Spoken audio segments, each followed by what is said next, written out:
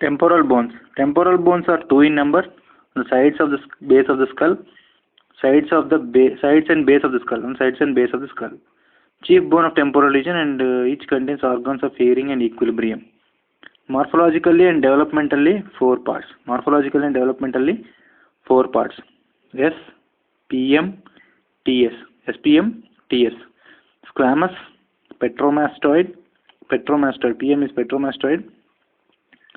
Tympanic and styloid process. Squamous.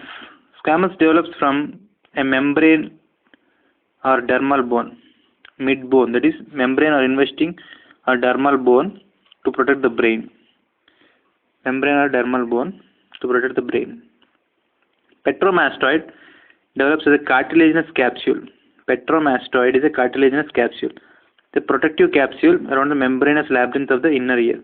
The petromastoid. PM. What is this PM? PM is a cartilage capsule, a protective capsule around the membranous labyrinth. Around the membranous labyrinth of the internal ear. It protects the internal ear's membranous labyrinth. PM is a protector of membranous labyrinth of the internal ear, a cartilaginous one. Squamous part is a dermal or membranous or investing bone. Squamous is a mid bone and petromastoid is a rec bone. Okay. Next, tympanic. Tympanic also develops in a membrane, that is mid bone. Tympanic is a mid bone as a ring of bone in connection with the external acoustic meatus to conduct sound waves in the air medium. It is a mid bone. Next, styloid process. Styloid process is as a skeletal derivative of second branchial arch. Skeletal derivative of second branchial arch. Styloid process. So, mid bones are squamous and tympanic, ST. Squamous bone, dermal bone to protect the brain, and tympanic bone which develops as a membrane or investing or dermal bone, which is a EAC, and then styloid process is a skeletal derivative of second branchial arch. Anatomically, for distributive reasons, the petromastoid region is separate as two parts, like petromastoid, which is a cartilage development capsule, cartilaginous capsule protecting the inner ear, membranous labyrinth. Petromastoid is divided into petrous and mastoid part. Hence, the five parts of the temporal bone are SPM, TS. SPM, TS, squamous, petrous, mastoid, tympanic and styloid process. Determination of the side of the bone. Squamous part is thin and plate-like. Squamous part is a mid bone, that is membranous and investing a dermal bone, and forms the anterior and upper parts of the bone. From external surface projects the zygomatic process, at first horizontally and laterally and then directed anteriorly.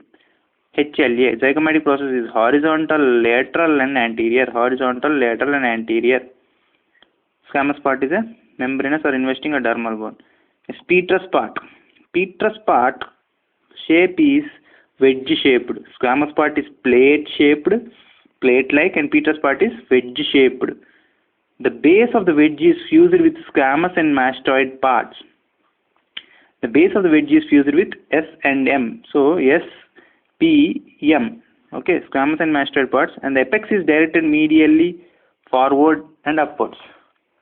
Medially, upwards, forwards. Upwards, medially and forwards. UMF. UMF. Medially, upwards and forwards. Upwards, medial and forwards. Petrous articulates with, fuses with squamous and mastoid parts. Deep about the squamous part.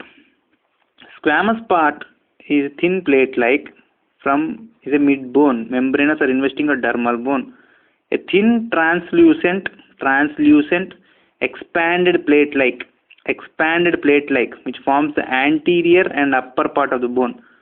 Anterior and upper part of the bone. Squamous part has two surfaces, two borders, one process. Two surfaces, two borders, one process and one fossa. Two surfaces, that is external temporal part and internal cerebral part. Two surfaces, external temporal part and internal cerebral part. Two borders are superior and inferior border. Superior and inferior border. And one process called as zygomatic process, which arises from the lower part of the external surface. arises from the lower part of the external surface. Zygomatic process first runs horizontally and then laterally and then anteriorly. HLA, horizontally, laterally and anteriorly. Horizontally, laterally and anteriorly. HLA. One fossa called as mandibular fossa is partly constituted by external surface of the squamous part and partly by the tympanic part.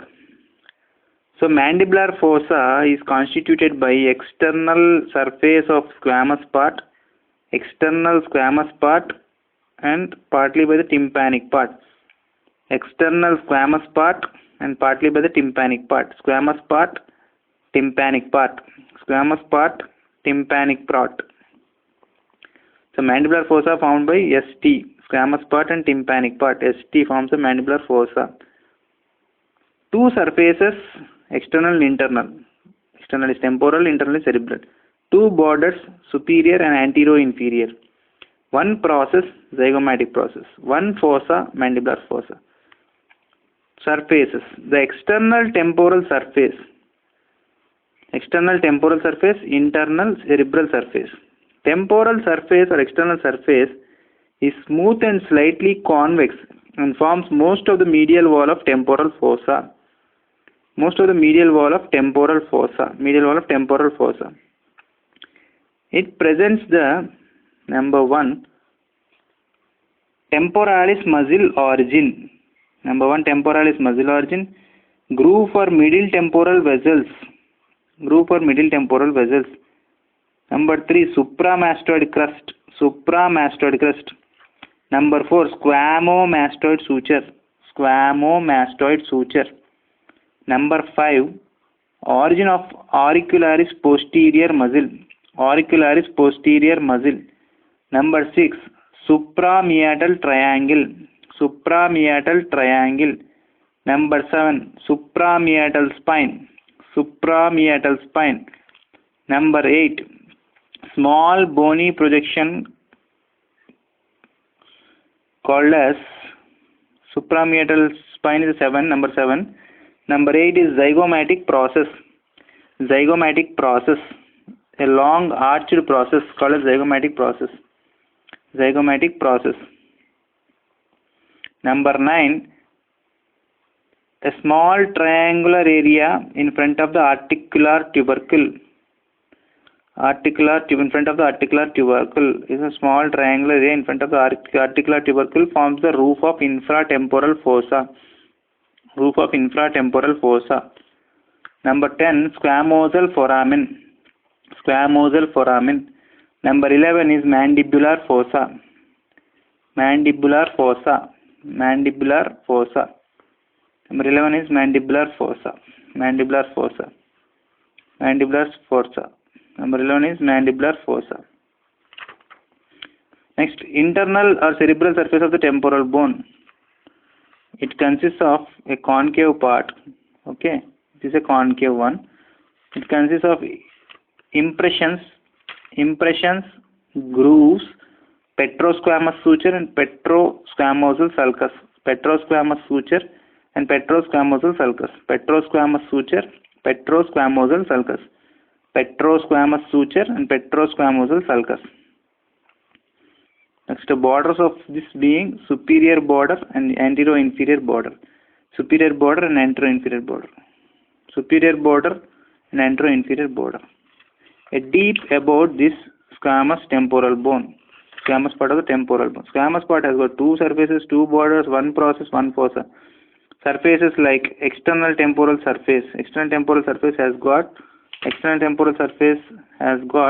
nearly 11 parts. External temporal surface has got maximum 11 parts. External temporal surface and internal cerebral surface. External temporal surface has got 11 parts. First one being origin of temporalis muscle. Origin of temporalis muscle from the whole external surface excepting the zygomatic process and mandibular fossa. Temporalis muscle is originating from whole of the external surface excepting the zygomatic process and mandibular fossa. Number 2 is groove for middle temporal vessels above the opening of the EAC. Groove for the middle temporal vessels above the opening of the external auditory canal. Groove for the middle temporal vessels above the opening of the EAC. Number 3 is supramastered crust. Supramastered crust. A curved ridge or line running upwards, backwards from above the anterior part of the EAC gives attachment to the temporalis fascia and forms the posterior limit of the temporal fossa. Supramastered crust is a curved ridge or line running upwards and backwards above the anterior part of the EAC, gives attachment to the temporal fascia and forms posterior limit of the temporal fossa. Number 4 is squamomastoid suture. Squamomastoid suture lies above 1.25 centimeters below and behind the supramastoid crust. 1.25 centimeters below and behind the supramastoid crust. It indicates the line of fusion of squamous and mastoid parts.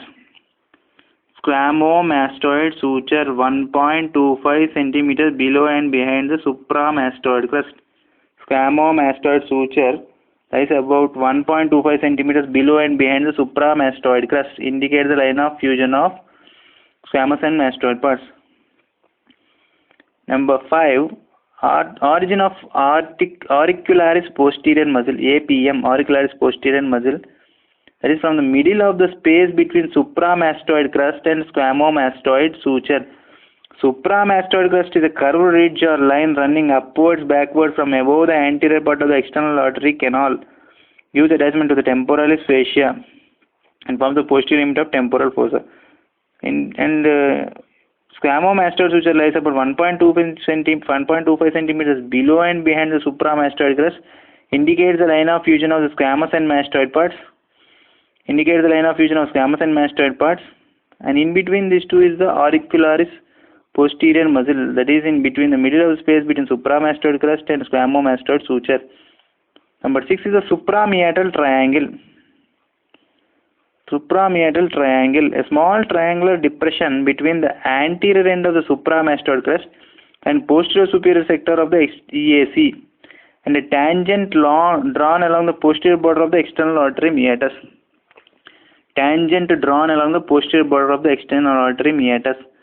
So suprametal triangle, a triangular depression between anterior end of supramastoid crust and posterior superior sector of EAC, and tangent drawn along the posterior border of the EAC.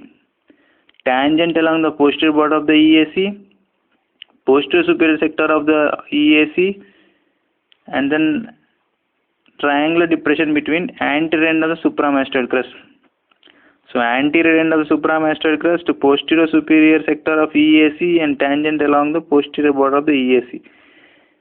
It is an important bony landmark for the mastoid antrum, which in the adult lies 1.25 centimeters deep to it. Adult lies 1.25 centimeters deep to it. Next, suprametal spine, a small bony projection at the anterior part of the suprametal triangle. Suprametal spine, a small bony projection at the anterior part of suprametal triangle. Next, 8 is zygomatic process. 7th one is the suprametal spine. 8 is the zygomatic process. A long arched process projecting horizontally, laterally, and directed anteriorly from the lower and anterior part of the temporal surface. It articulates in front with the temporal process of the zygomatic bone to complete the zygomatic arch. Zygomatic process articulates with the temporal process of the zygomatic bone to complete the zygomatic arch. Zygomatic process is a long arched process. It is a long arched process projecting horizontally, laterally, and directed anteriorly. HLA. Remember, zygomatic process, ZP is HLA, horizontally, laterally, and anteriorly from the lower and anterior part of the temporal surface. It articulates in front with the temporal process of the zygomatic bone to complete the zygomatic arch. In front, it articulates with the temporal process of the zygomatic bone to complete the zygomatic arch. It possesses two parts, zygomatic. ZP consists of AP, anterior and posterior. anterior and posterior. So anterior part and posterior part. Anterior part is thin and flat, posterior part is thick and triangular. Thin and flat anterior part, thick and triangular posterior part. Thin and flat anterior part, thick and triangular posterior part. The anterior part presents with two surfaces, two borders, two ends. Two surfaces, two borders, two ends. Two surfaces are lateral surface, convex and subcutaneous. Medial surface, concave and gives origin to masseter muscle from its lower part. Lateral surface, convex and subcutaneous. Medial surface, concave and gives origin to masseter muscle from its lower part. Lateral surface, convex and subcutaneous. Medial surface, concave and gives origin to masseter muscles from its lower part. Two borders, upper and lower. Upper border gives attachment to temporal fascia. Upper border gives attachment to temporal fascia. And lower border is arched and gives origin to masseter muscle. Upper border is temporal fascia. Lower border is arched and gives rise to masseter muscle. Two ends called as anterior and posterior ends. Two ends called as anterior and posterior ends. Anterior end is serrated, articulates with the temporal process of the zygomatic bone. Anterior end articulates with the temporal process of the zygomatic bone. Temporal process of the zygomatic bone. And posterior end continuous with the posterior part of the zygomatic process. Posterior part of the zygomatic process continues with the posterior part of the zygomatic process. Posterior part is thick and triangular. Posterior part is thick and triangular. Posterior part is thick and triangular. Posterior part is thick and triangular. It presents with three borders and two surfaces. Three borders and two surfaces. Three borders are BAP, base, anterior and posterior. Base, anterior and posterior. Three borders of the posterior part are BAP, base, anterior and posterior. Base is united with the squamous part. Anterior constitutes the anterior root of medial border of the process. Anterior constitutes the anterior root of medial border of the process. And posterior constitutes the posterior root of the process. Posterior constitutes the posterior root of the process. Posterior constitutes the posterior root of process. The two roots meet laterally into a tubercle. The two roots meet laterally into a tubercle, that is tubercle of zygoma, which gives attachment to the lateral ligament of temporomandibular joint. Tubercle of zygoma, the two roots, anterior root and posterior root. Anterior root which constitutes the medial border of the process, and posterior root which constitutes the posterior root of the process. Anterior medial, posterior is posterior root of the process. They meet laterally into a tubercle known as tubercle of the root of the zygoma, which gives attachment to the lateral ligament of the temporal mandibular joint. Tubercle of root of zygoma gives attachment to the lateral ligament of temporomandibular joint. At the tubercle, the zygomatic process, the ZP is twisted into thin anterior part. At the tubercle, the ZP is twisted into thin anterior part. ZP is twisted into thin anterior part. Next, posterior root is continuous behind the supramastoid crust. Posterior root is continuous behind the supramastoid crust, and then in front with the upper border of the anterior part of the zygomatic process. The posterior root, so three borders has got base, anterior and posterior. The posterior root continues this BAP. In this BAP, the P continues behind the supramastoid crust. In this BAP, the P continues behind the supramastoid crust in the upper with the upper border of the anterior process of the ZP. In front and upper border of the anterior part of the ZP. So P, this BAP, BAP, P is posterior root, continues with the SMC, supramastoid crust. This BAP P continues with the SMC, supramastoid crust, SMC, in front with the upper border of the anterior part of the ZP. Upper border of the anterior part of the ZP. BAP's P continues with the SMC, continues behind with the SMC in front and upper border of the anterior part of the ZP. So posterior part is thick and triangular. Posterior part is thick and triangular. So zygomatic process, ZP has anterior part and posterior part. This posterior part is thick and triangular, has three borders called as BAP and two surfaces called as SI. Two surfaces called as SI, superior and inferior. Superior surface is concave and continuous with the temporal surface. Superior surface is concave and continuous with the temporal surface. Inferior surface is convex. The inferior surface is convex. The inferior surface is convex and mostly occupied by the inferior surface of the anterior root, which forms thickened bar of bone in front of mandibular fossa. Which forms a thickened bar of bone in front of mandibular fossa. The thickened bar is also known as articular tubercle. Thickened bar of bone is known as articular tubercle, AT. This articulates with the articular disc of the temporomandibular joint. So two surfaces of the posterior part of the ZP is thick and triangular, three borders, base, anterior and posterior, two surfaces like superior and inferior, three borders BAP, two surfaces SI, three borders BAP, two surfaces SI. ZP has got anterior and posterior. The anterior part is thin and flat, posterior part is thick and triangular. Posterior part has got three borders BAP and two surfaces, three borders BAP, two surfaces SI. So inferior SI is superior and inferior. Superior is concave and inferior is convex, mostly occupied by the inferior surface of the anterior root, which forms a thickened bar of bone in front of the mandibular fossa. Thickened bar of bone is articular tubercle, which articulates with the articular disc of temporomandibular joint. Okay. Next, eighth part is ZP. Next, ninth part is, so ZP has to be revised once again. ZP is a long arched process, is a lap projecting horizontally, laterally, directed anteriorly from the lower and anterior part of the temporal surface. It articulates in front with the temporal process of the zygomatic bone to complete the zygomatic arch. It has got anterior and posterior. ZP has got two parts, AP.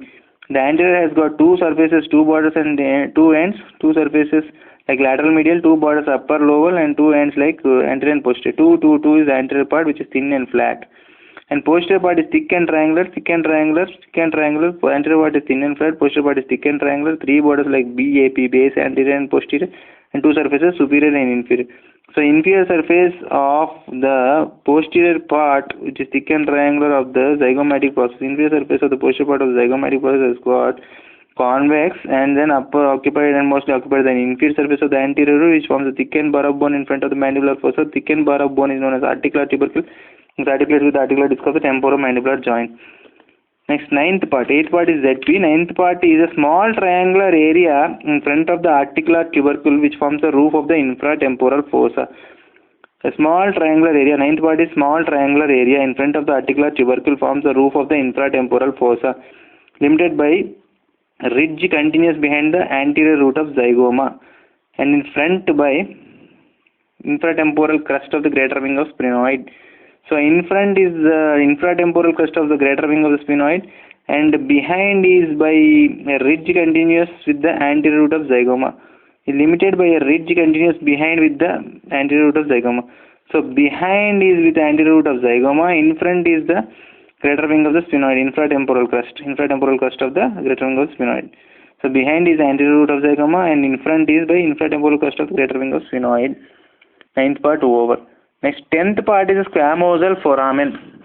10th part is a squamosal foramen, very rarely present just above the root of the zygomatic process, emits the petrosquamous sinus. So squamosal foramen is present just above the anterior root of ZP. Squamosal foramen is present just above the anterior root of ZP.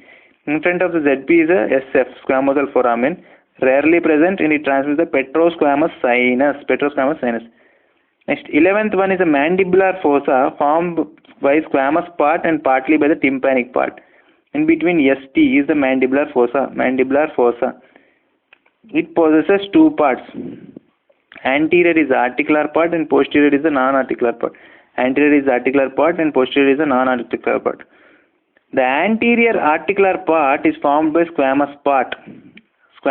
Anterior articular is squamous part.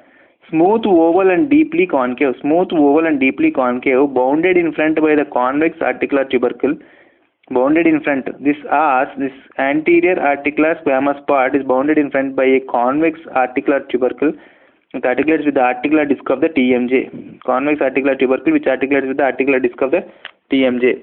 Its posterior non-articular part is formed by tympanic part. So anterior articular part formed by squamous part, posterior non-articular part formed by tympanic part, which contains a portion of the parotid salivary gland. This posterior non-articular part formed by the tympanic part of the mandibular fossa consists of portion of the parotid gland.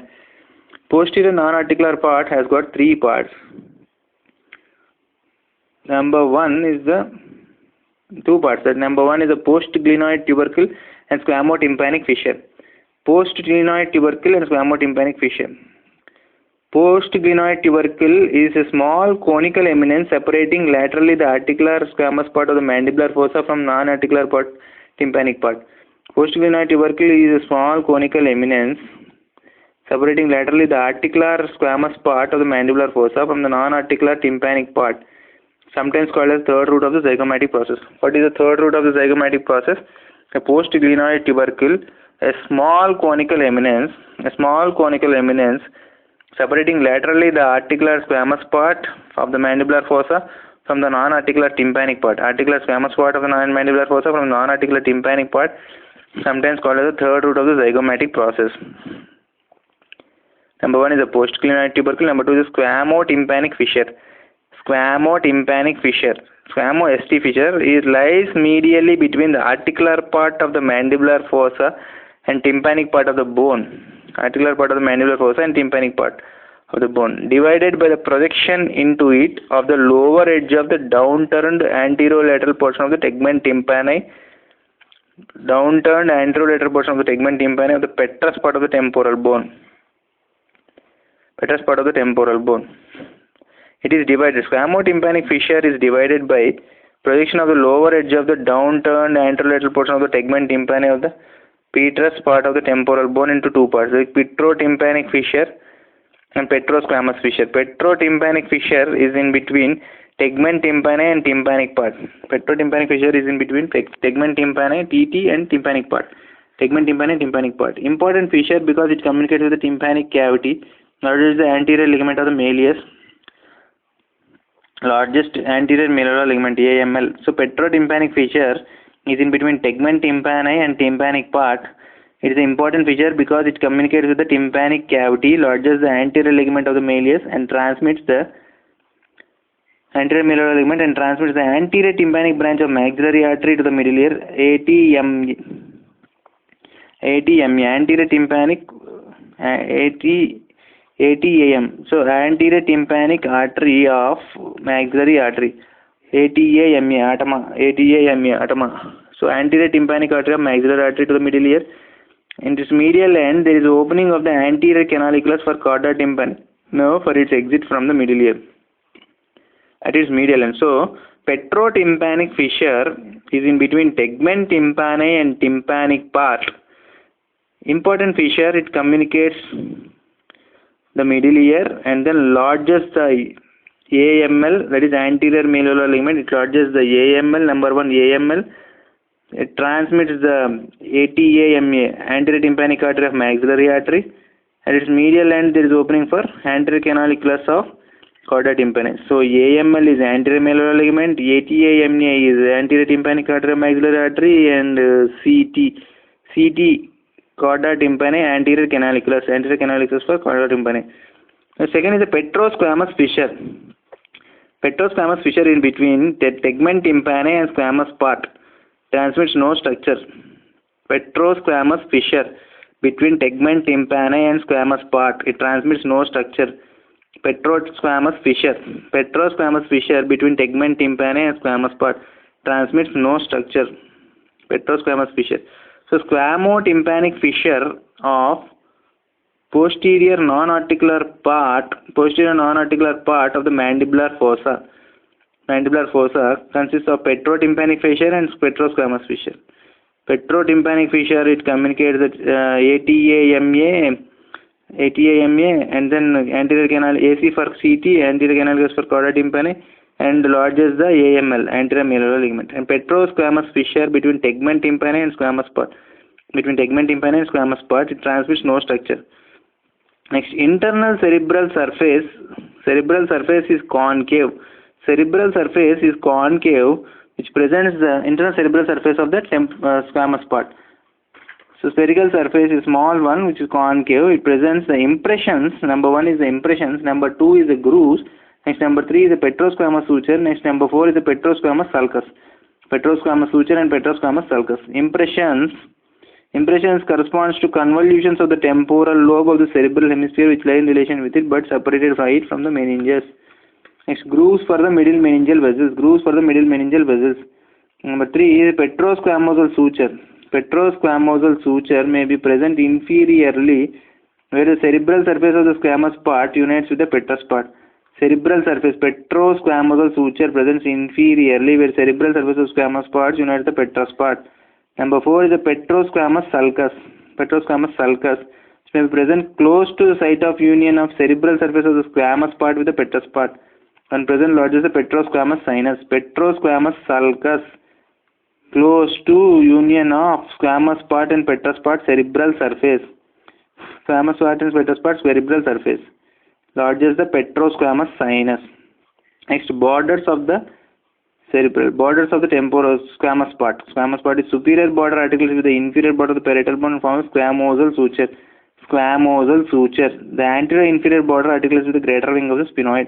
The anterior inferior border articulates with the greater wing of sphenoid. Greater wing of sphenoid. Greater wing of sphenoid. Anterior inferior border of the squamous temporal bone articulates with the greater wing of sphenoid. So this completes squamous part.